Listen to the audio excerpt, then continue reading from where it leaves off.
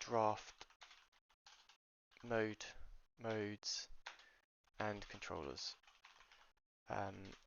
Also implemented a data table loading service. Cool, and let me just push that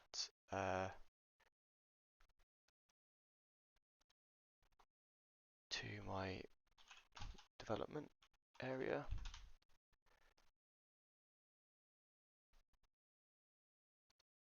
New project science.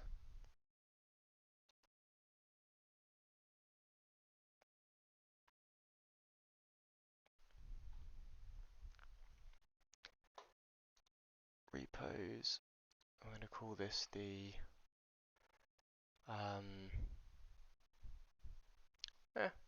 science repo is fine. And then this is what I need to do. Let me just do that. Git push. And we are looking good. All done. All right, cool. That was a long one. Yeah, so I think we'll continue that because I'd like to see some kind of reward from doing all that setup. And then we'll try and move back onto learning the equations to plug it all in. And a lot of this stuff might even change as I figure more stuff out. But I think it's a good start, and also warms me up with Unreal Engine again. It's funny because I've never done a project that's not a game in Unreal Engine, so it's kind of funny thinking about this like really important matter, and then we're kind of talking about game modes and stuff. So maybe there's a better way of doing that as well. I'd be interested to know because I remember seeing uh, some doctor who made like I think it was a liver. I think it was a liver, and you could like do little slices through the liver and stuff inside a simulation. I was just like, whoa, that's so cool. And I doubt he used a game mode base and stuff. So anyway, cool. So um, as always, keep learning, keep loving, and I'll speak to you soon. Ciao for now. Oh, and